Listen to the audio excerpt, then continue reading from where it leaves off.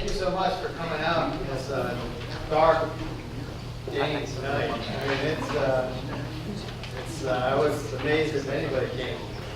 But maybe it's raining out because of our past veterans that have passed away. Maybe the angels are crying. And I gotta admit, none of us, or at least anybody who's never been to war, can never be thankful enough for our veterans. And I know in our company today, Teradyne, I think about 5% of the population, the employees, are veterans. So it's quite a big, there's a lot of veterans in the U.S. My sister, her husband, veterans. So I'm just so proud to have this. I represent Southborough Rotary. Maybe once a quarter we have some kind of something interesting for the town. Sometimes we roast somebody who's done a great job. Other times, we might talk about maybe Lyme disease or some big issue that the town's having, and we want to debate it.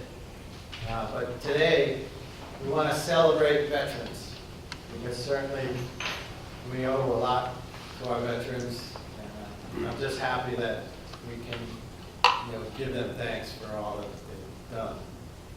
I think the other great thing is that we don't really hear a lot of stories sometimes, and tonight we have several generations from different eras. We have John Wilson. He used to be the town moderator. He's a lieutenant colonel in the U.S. Army, and he was in the Vietnam War. We have Dick Barney, and he's a sergeant, U.S. Air Force, Korean War. Ray Manucci, sorry. Specialist, U.S. Army, Korean War, and John Griffin, Lieutenant Colonel, Marine Corps, Iraq, and Afghanistan. So we have several generations, different eras. And, it's going to be a great program. I can't wait to hear it. Now, Southborough Rotary. A lot of people ask me, what is Rotary? Rotary is a community service organization. When I first moved into this town for 8 years, I didn't know anybody except the neighbors around my house. And somebody said, you should come to Rotary. And I said, I didn't know why. It gave me a lot of beer. I tried to get me there several times. And finally, I went to a meeting. And within a couple, so we meet once a week. You don't have to meet every week. Usually, every couple of weeks, people would come by. I think it came like once a month. And eventually, I learned about Southborough. Maybe in like 3 months, I knew everybody in the town. If I needed a plumber, I needed something, somebody in Rotary could get me there. And so I thought, this is great. But I didn't even touch the surface of Rotary. Rotary is 1.2 million people, volunteers. We have projects in about 202 countries, and there's only about 232 countries in the world. If you join Rotary, you can go to any Rotary meeting in the world. And so say you end up in, say, Bangkok somehow. You can, it's quite interesting. And they have these basically giant conventions. And I think one of the best things about Rotary is its internationality. When you go to one of these conventions, you name any kind of project, somebody's doing it. And just you can be sitting at a table in one of these big conferences, and you'll have maybe 8 different countries there in that one table. And you learn so much, and there's so much peace. There's so much, I guess we have a lot of different things that we work on. It's got to be UN Day. Last Saturday was UN Day. 3/4 of the first UN was Rotarians, believe it or not. And Rotary is non-political, non-religious. We actually have a seat on the UN.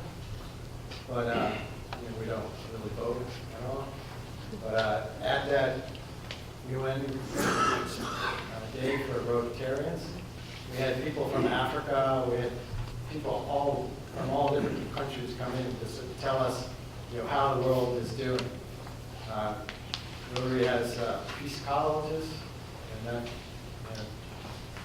we really try hard to make peace. And one of the great things in Rotary is that we'll have 5 people from a country come here, and we'll send 5 people somewhere else. So anyway, so that's a little bit about Rotary.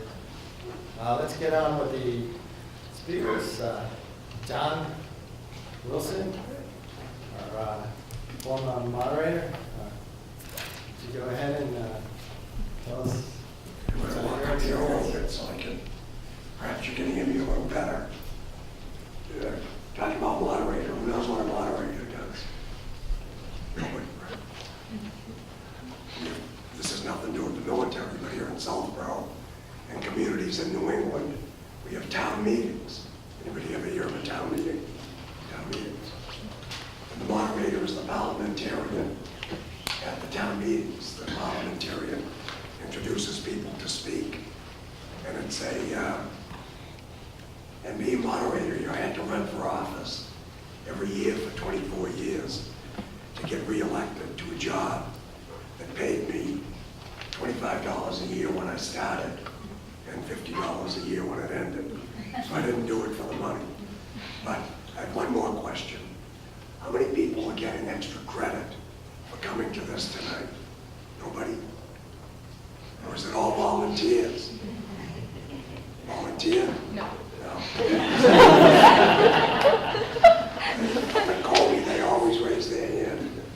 So that's kind of what I'm going to talk about tonight too, is duty, honor, and country. Okay, so let me mention a couple of things. My son graduated from here in 1998, and I think he just barely. Is there anybody here that's last in their class right now? Okay. I think he beat you out for being last in his class. But he's done all right since then, going to college and law school and so forth. But first, I'd like to thank the Rotary Club and St. Mark's School for inviting the veterans here this evening. It's an honor for us to be here. And I'd also mention that earlier today, this being November 11th, does everybody know that November 11th is Veterans Day? You all know that, right? Or maybe you do. November 11th is Veterans Day. And the reason it's Veterans Day is that at 11 a.m. on November 11th, in 1918, the armistice was signed at the end of World War I. So that was a big day in the globe, on the planet, at that time. And since then, communities throughout the country and the country itself has honored veterans. So let me I'm going to get to the essence of my topic, which is service. And so I'm glad there are so many volunteers here, because later in your lives, whether it's here or in college or when you start working, you may be called upon to volunteer for something, like working for your community. And it's always nice if you raise your hand once in a while. So first let me tell you what got me into the military. In 1966, I was 22, just out of college. And did anybody know what the draft is? Anybody ever hear of the draft? Okay. When people get drafted now, in this country we have an all-volunteer military. But in those years, women didn't get drafted, men got drafted. So if you were 22 like I was, out of college, if you weren't teaching or married with children or working in an important industry, you were subject to the draft, which meant that you got a letter. At that time it was from Lyndon Baines Johnson. You ever hear of him? The president. I got a letter from him, and he said, "Greetings. We want you to join the Army. which was not the happiest day of my life. But that summer I joined the Army and I went to Fort Dix, New Jersey for basic training and advanced infantry training. And advanced infantry was learning how to fire weapons. You had to know who to salute, how to do a lot of military type things. Later I went to Fort Lee, Virginia, became an officer, which was a better way for me to go as an officer. From there I went to Fort Benning, Georgia, and became a paratrooper. Now, if any of you ever joined the military, if any of you ever thought of it, anybody going to join? Anybody? Yeah. Anybody else? No one? Okay. Oh, you're okay. Good for you. But if you think of joining the military, becoming a paratrooper is a nice way to serve. So I made 47 parachute jumps while I was in the service, which was actually quite a bit of fun once I get used to it. For me and others, the military was the beginning of our work life, and the military is also, to us, a microcosm of the rest of the world. It's a whole system where you work, you might get promoted, you work your way up the ladder. And the military, of course, if none of you are going to join, some of this is falling on deaf ears, but the military also offers a lot of opportunity. For example, I know of 2 students that graduated from St. Mark's about 20 years ago. One went to Princeton on a military scholarship, ROTC, and the other went to Harvard on an ROTC scholarship. So that paid for their education. Both of them are still in the military. Distinguished officers. One later went to the Woodrow Wilson School in Princeton to get his graduate degree. So there are a lot of opportunities. But I hope you can listen to this and maybe absorb a little bit of it. I must say that the military also reinforced in me a moral code that I was taught at home. And in his famously delivered final speech at West Point in 1962, General Douglas MacArthur, anybody ever hear of General Douglas MacArthur? Do they teach you history here? Anybody take history? No history. Civics. Government. What do they teach? What courses are you taking? Right now I'm in U.S. history. Oh, you've never heard of Douglas MacArthur. Anybody else in the U.S. history? Raise your hands, don't be afraid. Just because my voice doesn't work. So who's heard of General Douglas MacArthur? Come on. One of those famous generals in the history of the world. Okay? So your assignment tonight is to go to everybody on the computer, go back and look up General Douglas MacArthur, please. Some of these things are important. You just think I'm an old man blathering up here, but this is important. Anyway, Douglas MacArthur was the commander of all of our forces in the Pacific during World War II. Y'all heard of World War II, right? Everybody? Good. So, and he made a great speech, and he was a graduate of West Point, finished first in his class. Graduate of West Point, went back there when he was retiring, and gave a speech that he entitled Duty, Honor, and Country. 3 very strong values for anybody that ever served in the military to embrace and follow. So, when I joined the military, I was only a few years older than you folks are now when I joined. But I came to embrace this idea of duty, honor, and country. And these are the values that are the essence of your character. You know what your character is? It means you don't lie to people. It means you don't cheat. It means your shining star, your North Star. That's what you live by, your character. Think about it, okay?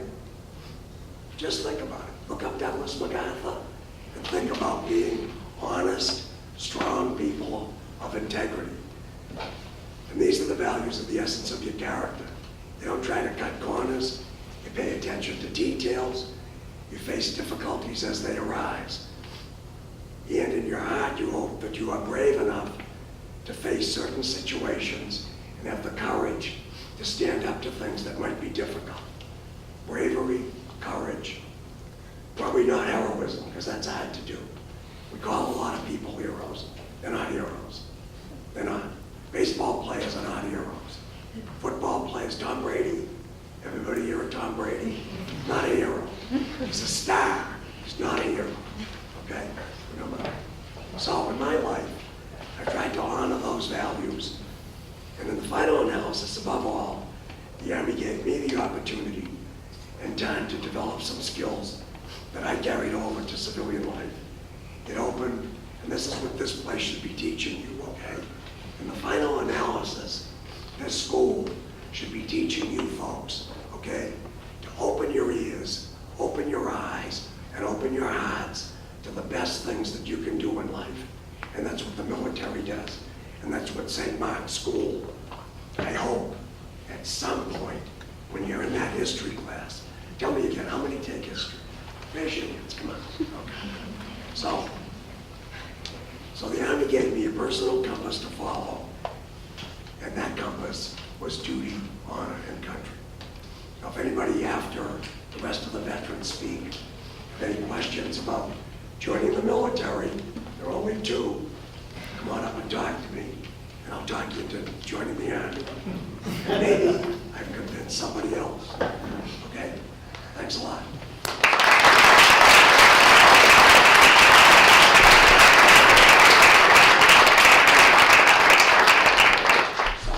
Person on our program is Sergeant Dick Varney, seated right here. And Dick Varney was a sergeant in the Air Force during the Korean War. Korean War, everybody hear the Korean War? Your turn. Okay, but I'm going to talk from here. You can hear me. The Korean War ended in 1955. I got a hearing aid What's on. that? Okay. 60 years ago. Okay. So that's so someone can hear me? That's for the camera. Oh, So- see? Oh, they can take my picture. That's what Oh, I yeah, did. movie. I went in the Air Force in 1952, and I went to school, went to basic training, then I went to photo school in Denver, Colorado. And from there, I got crewed up on a B-29 in Topeka, Kansas. On a B-29, I was an aerial photographer, where we flew many missions, plus the last mission of a B-29 to fly during the Korean War. And then I come back from overseas, and I got on B-36. A B-36 is a 10-engine bomber. They call it the pacemaker. It had 6 props and 4 jets, a wingspan of 100 yards. And if you went to a football field, that was the wingspan of the B-36. I flew those for 2 years. We flew 28 and a half hours at times. We went up one day, come back the next. Then from there, I got out of the service. Of course, they teach you how to handle yourself, be forward and knowledgeable, and take orders very well. And that's what you have to do. And you do your job. That's the main thing. And then I come back, and and they put me through college on a GI Bill, and I also bought my house on the GI Bill. And then I went to work for a Polaroid Corporation for 2 years, and I'm one of the founders of the colored film at Polaroid. I left there after 32 years. I started in my own lab, on a lab, and Dr. Lamb used to come in and say, "Can I use your lab?" I says, "Anytime you want to use my lab, you can use my lab." And then I went to, then from there, I went to chem engineering and put the equipment in for the film process that they were doing. And then I got out in 88. I retired in 88. And at the time, I moved into Southborough in 1959. And I used to coach hockey at the skating rink down here. I started a hockey program in the 60s and 70s. I started with 28 boys, ended up with 400 and something of all youths. Today, I think they call it tribro, you know? And that's my thing. I'm a father of 3, a grandfather of 6, and a great-grandfather of 3. Thank you.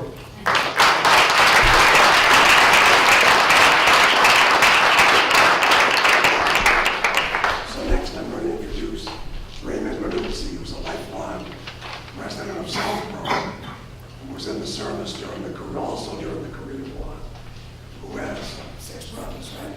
Who has 6 brothers, all of whom served in the military. So I'm very proud to know him. One other thing I wanted to mention is, so wherever the dining hall is, outside that dining hall, as I remember, isn't there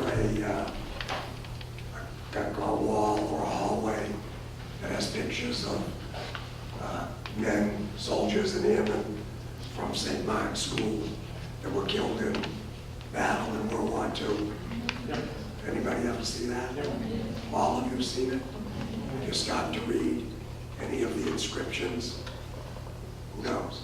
Why don't you try it sometime, okay? Thanks. Now I'd like to introduce Sergeant Raymond Manuzzi, who served during the Korean War and he was stationed in Korea for 2 years. And Sergeant Manuzzi, he was a logistician and a good friend of mine.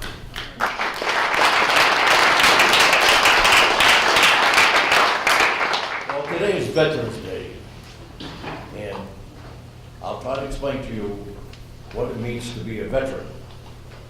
I was born in this town of Southborough in the 30s. I went to school here, and first grade, right after that, the Second World War started. I didn't know what a war was, didn't mean a thing to me. I had 3 brothers go in service during the Second World War. 2 in the Navy, 1 in the Army. Still didn't mean anything to me. I went to high school, finished high school in the early 50s. The Korean War came. We had a draft in. Everyone had to go with the service. And of course, I was drafted. And I went to the Army. I did my basic training. I was sent to Korea. In Korea, the war had ended, so I wasn't being shot at. That was the fortunate thing. I spent 16 months there, did my duty there, very proud of it. Still didn't know what a veteran was. I came home, got on a bus in Boston, came to Southborough, had my uniform on, walked down the street in Southborough, so proud to wear that uniform because I knew I'd served my country. A veteran does not have to be a hero. He doesn't have to shoot people. The only thing he has to do, he has to serve his country honorably and faithfully. And if he does his job, he is a true veteran. That's my feeling of a veteran. Thank you.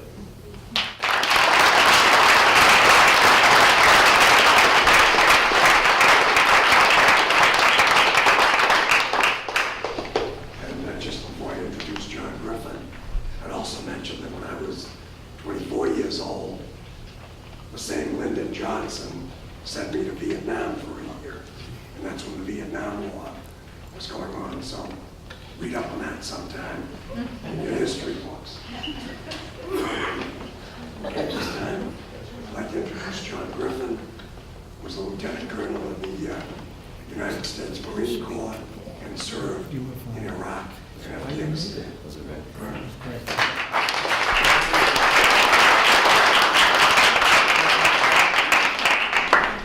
All right, so I stand between you and your second round of donuts and dismissal to do what you want to do for the rest of the evening, right? I got that.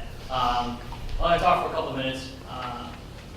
First of all, I'd say thanks to the South River Rotary Club for having us and organizing this night. Thank you to the St. Mark's community and to the students and the faculty and staff who decided to dedicate, some of their time on a Wednesday evening to come and recognize the veterans. So I really appreciate that. I got to be honest, I'm a little bit nervous. I shouldn't be. I've talked to plenty of audiences, very large and a lot of small ones, right? But now that I'm, part of the St. Mark's community, like this is family, I'm home. And I think family's great, because family has those values where they're really supportive, right, encouraging, like, oh, John, you do great. But at the same time, if you're anything like my family, I know that your memory is long and your sarcasm and wit is relentless. Maybe fielding like 20 years of making fun of me in the dining hall. So we'll see, but let me give it a shot. They asked me to talk about three things. How did the service influence me? How did it influence my family? How did it influence the community? And I don't feel comfortable that I could talk about how it influenced the community. Right, that's not for me to judge. But I can tell you about my life and my experience, and to look at it, I have to start, and I think it's relevant, and talk about my high school years. I had the opportunity to go to BC High, right? I went to BC High there. I did my undergrad at UMass. I did my graduate work at Harvard. But nowhere, no school is going to affect you like your high school years will. This, without question, will be your formative years. And who you are, and who you mature into, and who you grow into, and what you take advantage of while you're at St. Mark's will shape you for the rest of your life. Okay, and you don't notice that now, but you will in the future, right? So at BC High, our motto was for the great glory of God, and the Jesuit identity was be a man for others, right? So when you're in high school, like you are now, right? I remember sitting in Father Crowley's class or Brother Moran's, and talking about Chaucer, and I'm like, yeah, that's nice, brother. I don't really have time for that because I'm going to change the world here. You have some busy stuff going on, right? You're thinking about all the great things you're going to do. And the world doesn't know you yet, but you know it's coming.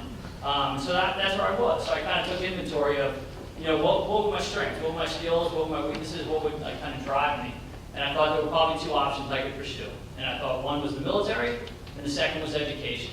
I was really intrigued by the military because I had this image of, kind of being a paladin in shiny armor, right, fighting dragons, like good versus evil type of battle. And I thought that's something I could really get around, and that would inspire me. Or I thought about being a teacher, because I think in many ways, when you're a teacher, you talk about the lives that you affect and the impact you have, it really comes down to the law of large numbers.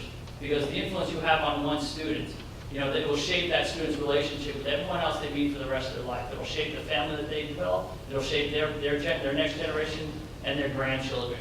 And so both of those I thought were really noble pursuits. But I decided to go in the military. And so what's that mean? So here it is, 3 decades later. I think, looking back at my, the Jesuit education, right, the calling probably came from, having to kind of study the Bible, right, so we got a couple of quotes, right, whether it's Isaiah, and Isaiah says, here I am, Lord, send me, or it's Luke who says, for those who have much, much is expected, right, so based on those things, I think that's what really influenced me to kind of answer the call and, join the military. I served 28 years in the Marine Corps, I've been to 19 countries, and I've been to I've had 3 combat deployments. Right, my first one being Somalia in 1992. So how has it affected me? Obviously in a very positive way, without question. I will forever live a life without regret. I will never be that person who will look back on my life and wonder if I made a difference, if I made an impact. Right? And the good news for my wife is I will also never be the guy who buys a convertible red Porsche at 50 years old who's going through some type of crisis. Right? So I think those are all good things. And that was kind of my experience. So how did it affect my family? I would suggest also it's very positive ways, right? Because if you think about that expression, it takes a village to raise a child. My children are raised in an exceptional village. There's no doubt about it. Now, I would really challenge the students, right? Even if this is extra credit, right? You can't wait for me to stop talking.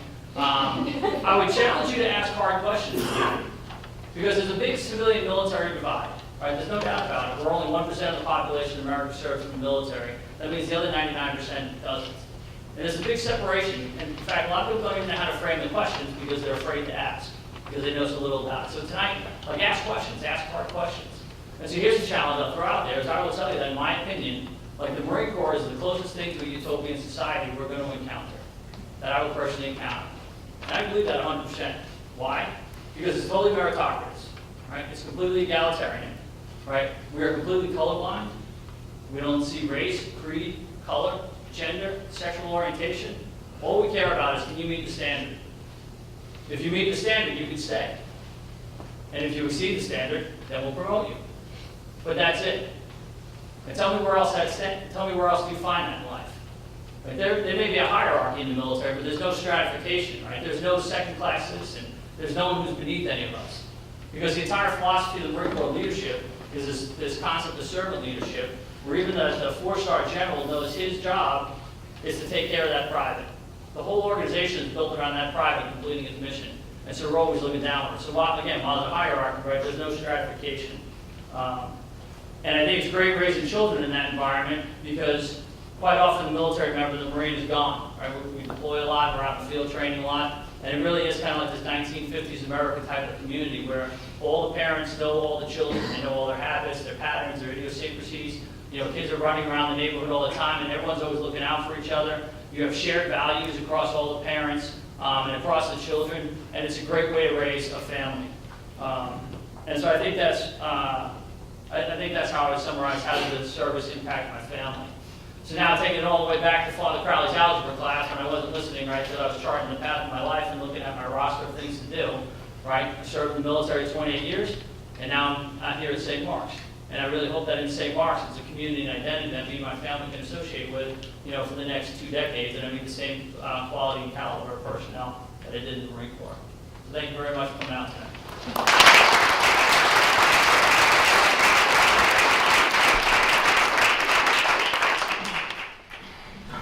Now, does anybody have any questions? This is a perfect opportunity. Stand up. To the gentleman who served in the Korean War and the Vietnam War, did you have any resentment at being drafted?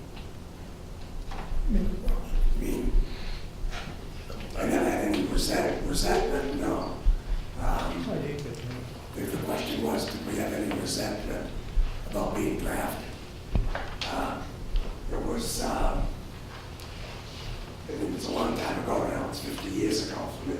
But there was no resentment, it was just the expectation that you didn't know what was going to happen, I went from a fairly nice civilian life, and I'd been to 4 years of college, and that was really pretty nice. And the next thing I knew, I was a private in the Army at Fort Dix, New Jersey. So the transition, it took about a month to get used to it. Then I realized I liked it. And I stayed on active duty for 5 years. And then I stayed in the reserves and the National Guard for 21 more years. But I don't know about Ray Benuzzi. Any resentment? No resentment whatsoever. No. It's a When great I didn't get experience. drafted, I volunteered.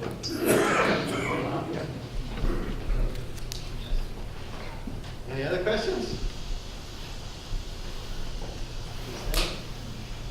Over your like, the course of your service in the military, what is the value that you think you learned the most in your service and from the whole like, process in general?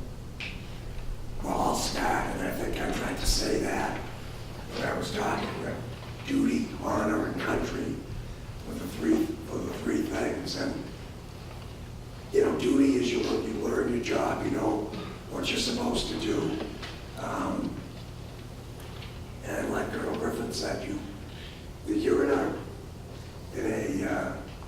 with a group of people. They also know what you're supposed to do. So you do your job the best you can. But to me, honor is the most important characteristic.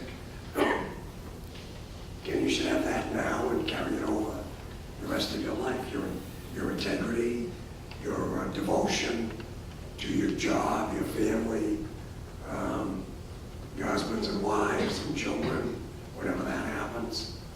Those were the values that I took away from it. Anybody else? All that self-sacrifice is, I mean, of all the great things that, you know, you garner from, you know, a life of service, I think, you know, perhaps that'll be the most enduring, right? And if this is a concept, is a leadership concept we always propose, right? It's a simple expression, it's not about you, right? And if you think about those in those terms, how do you make an impact on others? And it's almost, in a way, there's almost some irony to it, because I find being selfless quite often becomes selfish because you actually garner a lot of praise and attention and happiness and joy out of being selfless. Right? But you got to first take those steps and like be giving of yourself, right, wholly. And I really find that like a life of self-sacrifice has really resonated with me. I think that will endure.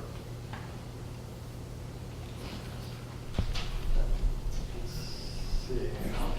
I'll moderate this. Go ahead. That's a professional moderator. Throughout your service, this can be for anyone, did you change your perspective on what it means to be a citizen of the United States?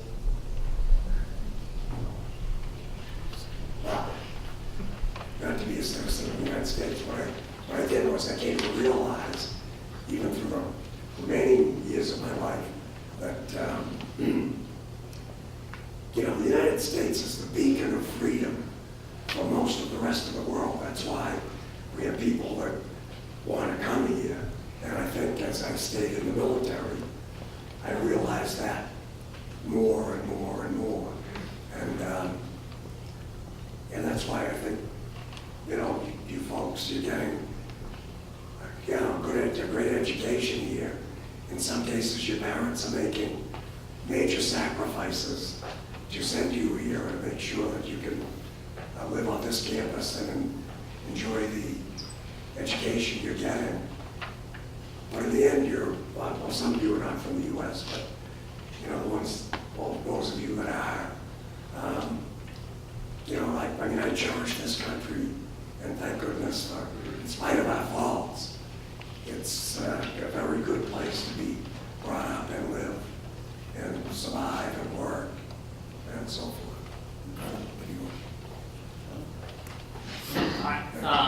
I'll offer that. I don't think it changed my attitude on citizenship, because I think there was a calling there in high school that I wanted to serve. I wanted to give back to the community in some way, right? Military education was really resonating for me. But I'll tell you, a good discussion to have on citizenship is read the book Starship Troopers by Robert Heinlein. Don't watch the movie. The movie is really goofy, and it completely misses the lesson that Robert Heinlein's trying to get to. But Robert Heinlein very, very much conquers or approaches the conversation of what does it mean to be a citizen. And it's worth reading and discussing in only free time. But Robert Heinlein, Starship Troopers, that's a good citizenship book. How did, this can be for anyone, how did you guys find the transition back into civilian life, and did that have an impact on your family? How was the transition back to civilian life after the military for you? Very easy. I only spent 4 years in the service. I got out, and like I said, I went to school, and I got a very, very job that lasted me for 32 years, and I have a great family. And the position, you be kind to people and gentle, and you talk to people, and don't run them down. That's a good thing to do. I came back from Vietnam at a time when there had been protesters on the streets throughout the country, a huge divide in this country, when a lot of people were upset with the military, and you read a lot of stories about it. For me, when I came back from Vietnam, I stayed in the military for almost 2 more years, and then I got out, worked for a while, went to graduate school, and then I began a career in school administration and wound up down at Brown University at the end of my career. And so for me, it's been a nice life, it's been good. Yeah, I'm still going through it. I literally just retired officially November 1st, right? So, thank you. Yeah.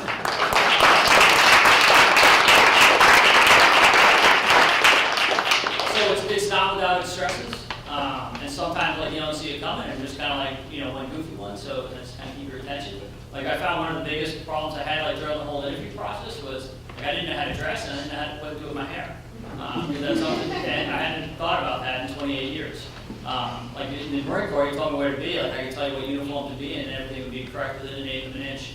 But here I am at 45 years old, and be honey, does this match? You know what I mean? So, and then it always felt like I had bugs flying around my head because I never was used to stuff moving, right? So there's all these kind of weird little stressors that I go through and I continue to go through as I transition out, because it's just we have experienced that life for 2 decades, and it's different than most other places. But I think in here, I was very grateful. Much thanks to my boss in the audience. But so maybe he can answer that better than I can. It's not how I'm doing the transition. But But I think I found a community that's gonna facilitate that transition with each, because I think, again, like I talked about earlier, like this community describes a lot of the same value set that my family and I do. And that's helped it a great deal. Some people do have a very difficult time, though, particularly, as you probably read in the paper, veterans that have had post-traumatic stress syndrome from their combat experiences have a very difficult time assimilating back into civilian life. I saw one other hand up. Let me follow up on that, please, if you don't mind. I can tell you that right now, so our experience, right, the folks coming out of Iraq and Afghanistan, the training and the opportunity that we get to be able to deal with the stresses and the challenges and the horrific things we've seen, right, which is commonly what affects, creates this post-traumatic stress, is fantastic. And it's much better than it's ever been. Unfortunately, the medical community doesn't really advance except in the time of war, right? And so we've made tremendous strides in how do we deal with PTS, right? And it doesn't just have to be veterans, right? Have you ever seen a car wreck? Have you ever had any type of post-traumatic stress? Have you ever had any experience with a traumatic experience? Then you too can suffer from PTSD, right? And it's fine. And I can tell you quite frankly, right, having 3 combat tours, right, as a Marine infantryman, that there are issues that I have because of it. And that's absolutely fine. Like one, I can tell you again, right, just to kind of demystify this, is one of the issues I have is I cry a lot, right? So like in a 1-minute commercial, I can break out in tears. So if you don't want to be, if you don't want to put people around scared, just an old Griffin because I'll cry on them, then I can understand that, right? But the fact is, if you look at kind of like, there's this whole concern about, veterans going crazy and doing mass murders. Well, let's look at the history of this country's mass murders. Right, look at Colorado, there's 2 of them, right? Columbine and then the movie theater. Those were not veterans. You look at Sandy in Connecticut, right? Those are not veterans. You look at the mass murder of Virginia Tech, who's not a veteran, right? But the country's opinion is shaped by PTSD, really, because of Rambo, right? And that's kind of silly when I say it, but if you think about it, it's actually true, right? So I can tell you that without question, the training and the transition that we receive now is far better than I guarantee any of these gentlemen ever were offered. And it's not something to be concerned about. It really isn't. Now there are some people who are having difficulty making the transition, and there are other issues that add to it. It's not strictly a veteran or PTS issue. But I'm glad to talk more about that later if you're interested. Yeah. So when you look back at a war like you experienced, do you think the United States should involve in these wars?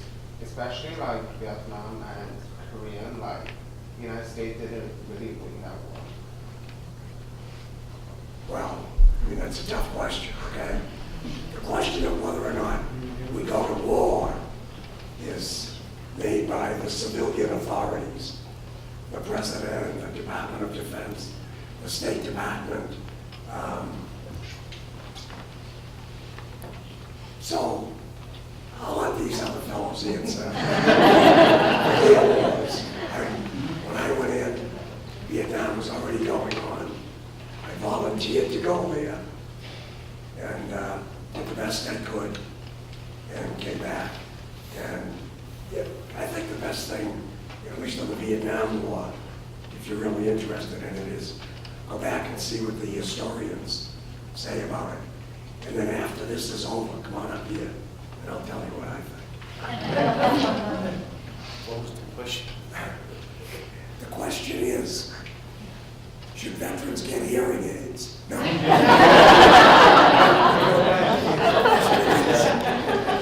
question is, how did you people went to Korea? Do you have any feelings about whether or not we should have been involved in Korea or not? My answer to that is, what I grew up is, whatever the country asks you to do, you don't question it, you do it. You do it honorably, you don't question it. I would never think of questioning why we went to Korea.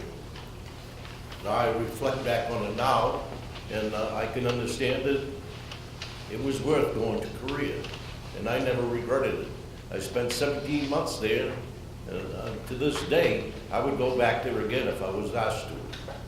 You do what your country asks you to do, without question. I actually didn't go to Korea personally. I went to Japan. We flew combat missions out of Japan into Korea. And it was during the end of the war. So a lot of the stuff people really realize the reason we're over there, there was a war, and we're doing our job, and that was the main thing. No regrets. No question whatsoever. I don't think most people that serve never have, very few have regrets about having served in the military. And then, like I said, the question of our involvement is at a different level for us. We were soldiers. Yes, yeah, right here. This is a question to all of you. So, with the perspective of veterans, how do you all view the anti-war pacifist ideas at their protests and events? Well, how do I view whether they're right or not, or how do I view what they're doing? I'll tell you how I view what they're doing, okay? In the Bill of Rights, we have the right to assemble under the rules of that particular, the country for that matter. And if people have reasons to assemble and protest lawfully, they have the right to do it. And as a matter of fact, just this past weekend, I was in Missouri, in St. Louis, and I don't know if any of you followed this story, but there was a significant student uprising there over racial issues at the University of Missouri, and got several people, including the football team, stood in unison with the people that had lodged the complaint. And ultimately, I'm not saying this is right or wrong, but ultimately, the university president, who had made some remarks that were poorly thought out, resigned. Okay, so people have the right to assemble, and they have a right to protest. Well, it's not my opinion, that's the law. Yeah, you know what I like to do is I like to walk up to them and shake their hand and be like, hey, please stop flattering me. They don't know what to do with it. And, yes. What components influenced you to serve in the military past 2 years of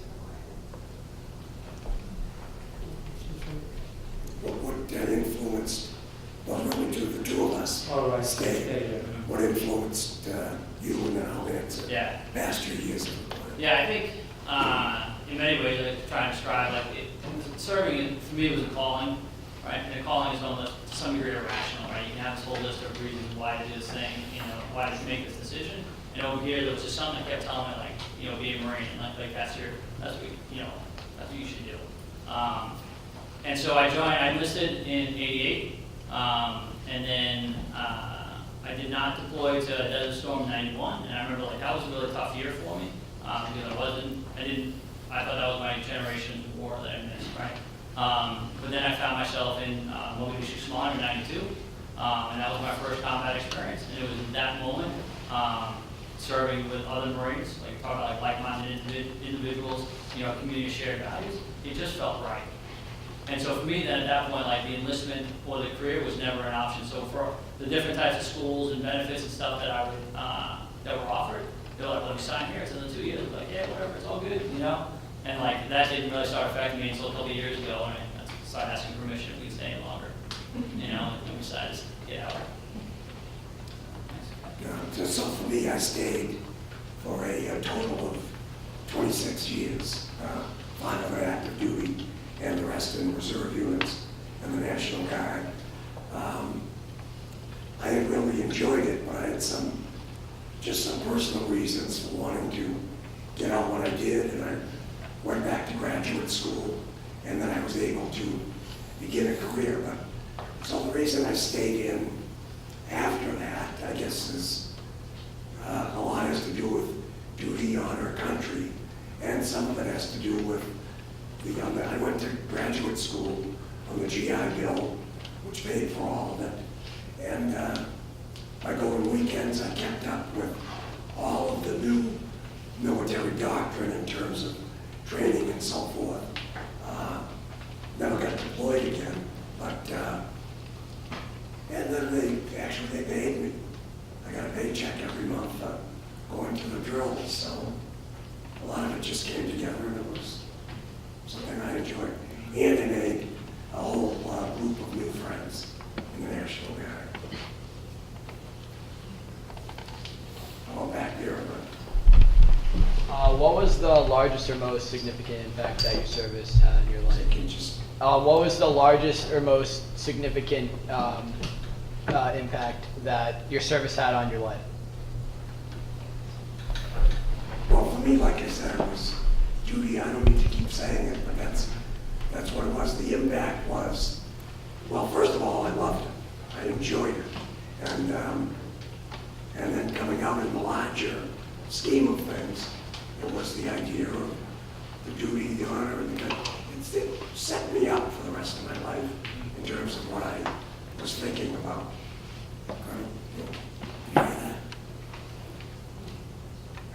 Yeah. I'll tell you some people, the people you serve with are going to, without question, be lifelong friends, right? The caliber of people that you are involved with. I know, like in the Marine Corps, during the war, right, during the past 2 campaigns, you know, people have this idea that the draft is still around, right? It's not, it's an all-volunteer force. And people have this belief that, you know, like people go in the military because they don't have any other choice. Well, that's not true. And I can tell you that in the Marine Corps, the infantry, both the enlisted and the officer side, was the hardest job to get. Because what you have is people who want to serve their country, who want to go fight, right? And they want to go, a lot of them want to be Marine infantrymen, right? Because I guess, because if you're going to challenge yourself, right, I guess that's the way they want to challenge themselves. So I was, you know, for the past, really since 2001, right, the past kind of 14 years, right, public math, don't do it. The past 14 years, I mean, without question, some of the highest caliber individuals I've ever met in my life. The most intelligent, the most creative, right, the most committed, and they're just this phenomenal group of individuals who go on to do exceptional things. And one other kind of little factor, right, so there's a speech by the Secretary of the Navy in 2011, where I talk about the quality and character of individuals that we'll be surrounded with, at least in the Marine Corps. So in 2011, the Secretary of the Navy is speaking to the Council of Foreign Relations. He says he produced a stat that of the 500, Fortune 500 CEOs, 162 of them former Marines. To me, that's a significant figure, and most of them were enlisted. So it's no longer that these just enlisted kids are joining, you know, out of the inner city, right, to become Marines. I mean, you're talking about the future 500 CEOs, you know, are kids who gravitate towards the Marine Corps. So what's the significant impact? It's the relationships and the people I've had the honor to serve with. Let me just add one thing to that, and that is, you also form, as the Colonel just said, these bonds with people that you know and that you contact the rest of your life. And as a matter of fact, this Friday, with 4 of my fellow military people, we're going out to West Point to see West Point play against Tulane in football. And the football game is incidental to the whole trip. It's getting back together again and just talking about old times. It's as if you're all from St. Mark's. The rest of your life, you'll have a bond with people. If you run into somebody, you go to Dallas, Texas, and you run into a fellow lion from St. Mark's, you've got something that pulls you together. It's a good feeling. Yes. If you could offer one piece of advice or a life lesson of some sort based off your experiences, what would it be? Well, the Marine Colonel and I would differ on this. I would recommend joining the Army, becoming a paratrooper. It's a great time, a novel life experience. Just be true to yourself and follow the dreams that are in your mind to do the best you can in everything you do. With us, it gets started with, well, in high school or in school, like the military, but, you know, you just maintain your integrity, follow your dreams, follow your heart. Yeah. I mean, don't make crazy but do the best you can. Yeah, if you have a passion for JV sports, right, join the paratroopers.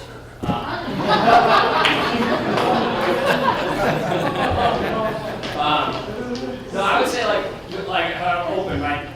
Take advantage of these years. You have no idea the impact these years are going to have on your life. No impact. None of us do, right? We're all ignorant to it, right? We don't want to take advice from parents and old folks because that's just who we are, right? We're in our own little world. We know better, and we're going to do well, and we're going to be great despite all the advice they're trying to give us, right? But my advice to you is, like Carlos was saying, is follow your heart. Really do some serious introspection and take time while you're here at St. Mark's to figure out what is it that makes you tick. What are you interested in? And go follow that and see where that path leads. And don't discount anything, and don't be susceptible to peer pressure or what your family thinks you ought to do or where you ought to go. Follow what you think, right? As long as you pursue what makes you happy, then you will be wealthy in your life beyond your magical dreams. And I'm not talking about money.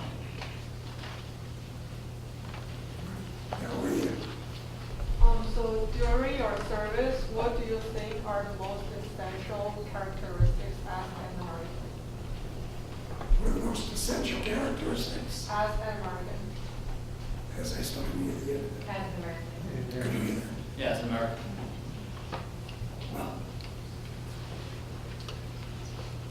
like I had said earlier, I'm proud to be an American.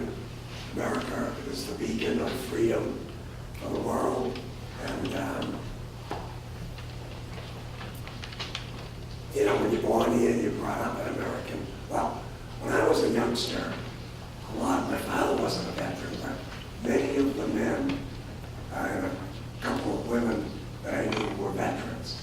And that kind of instilled in me the idea of service in the military. And that was one of the values that I cherished as I got older, and I still cherish it. Yeah, to answer your question, right, you don't actually have to be a citizen anymore to enlist, right? So you can enlist and not be an American citizen. You can achieve your citizenship while you're serving. So I would say, to answer your question more specifically, it's that if you believe in the idea and the concept of what America is, right, then to me that is the essential piece of why you're volunteering your service and why you're willing to put your life on the line for this concept, for this idea that continues to be America. And there are a lot of other great countries on the earth whose citizens will put their life on the line for their country. But it's those values that we're talking about that you have it instilled in you, that this is your family, this is your country, and I'm willing to go and fight for it.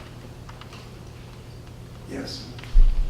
Do you think that as a veteran you have a different perspective on American identity than other people do? Can't hear you. Oh, sorry. Do you think develop that? a different identity on America because of our service? Well, you kind of mature and look at things differently. But I can't think of a time in my life when I didn't think I lived with a good family in a good town in a good country. And I still feel the same way. And I'm very fortunate. I'm 72 years old now. I served in the military. Got a chance to go to college, have a nice family. I had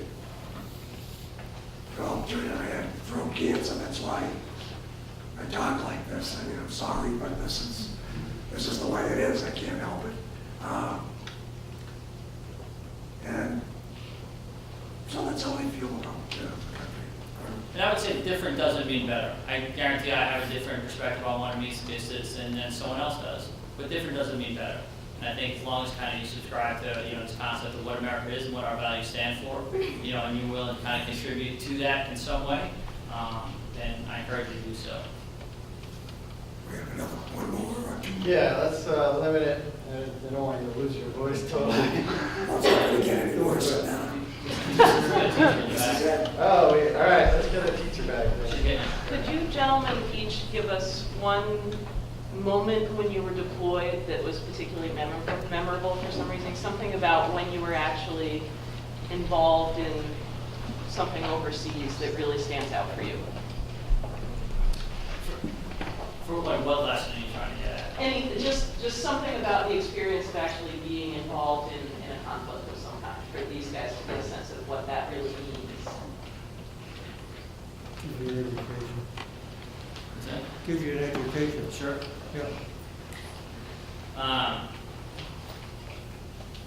So I have, 3 separate combat deployments, right? Somalia, Iraq, and Afghanistan.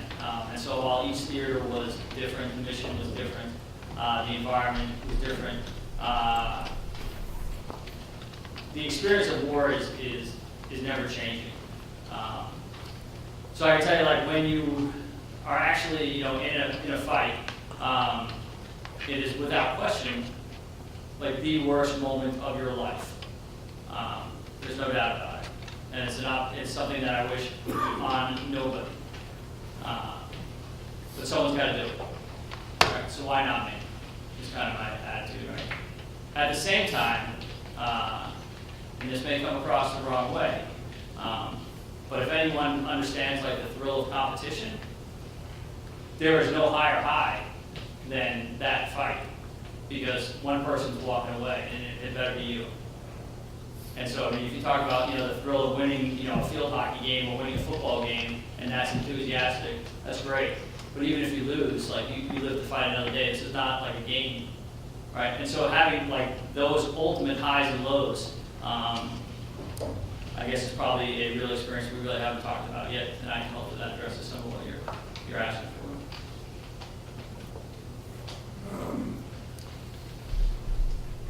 I was a logistics officer, and so I only had 2 encounters in a whole year. We got shelled about once every 2, 3, or 4 weeks on our base, but as far as any close combat, I thank the infantry for handling that duty for us, so I really don't have anything that I can. Except the first time we got shelled, it was fairly close, and I was very scared. But other than that, I don't have any details to relate to the group. Okay. How about, you want to go ahead? One more. Hi, I would like to ask, what's your attitude to your opponent on the battlefield, and what's your perspective on like future wars? Well, what's the good answer to that? Your attitude towards your opponents on the back of the enemy. So,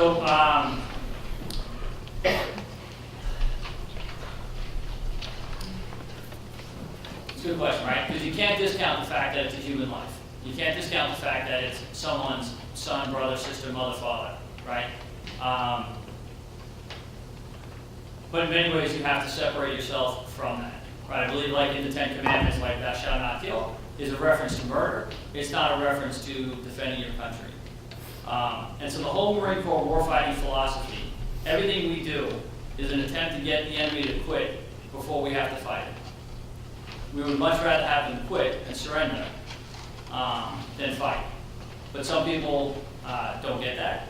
And so some people need to be killed. And so someone's got to do that. And again, it's like I just talked about in the last one, it's either going to be, me and my Marines, or it's going to be them. I believe it better be them. All right, I'd like to certainly thank you so very, very much. I learned a lot tonight. The moral integrity of you guys are just amazing. And I know that they don't only fight, they actually, the military actually does a lot of great good.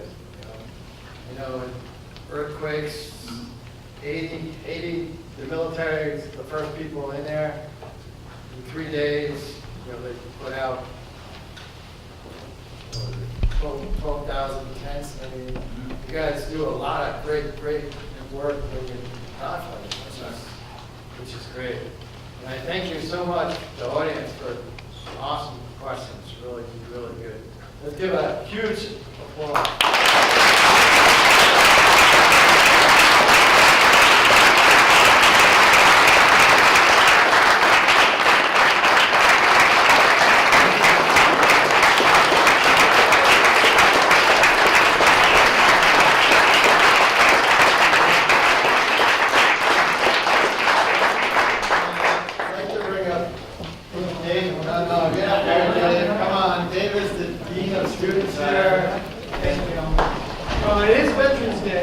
I know you guys are dying to go back and study hall, but on your way out, please come up and personally thank a veteran.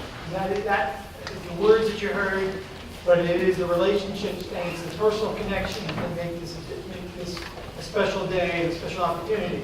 And I know there's a bunch of you, I hope you don't mind shaking some hands and saying hi to some young people. So on your way out, please, because they already got the donuts. They're gone. So on your way out this way, please thank you gentlemen for your time and your service. And appreciate it.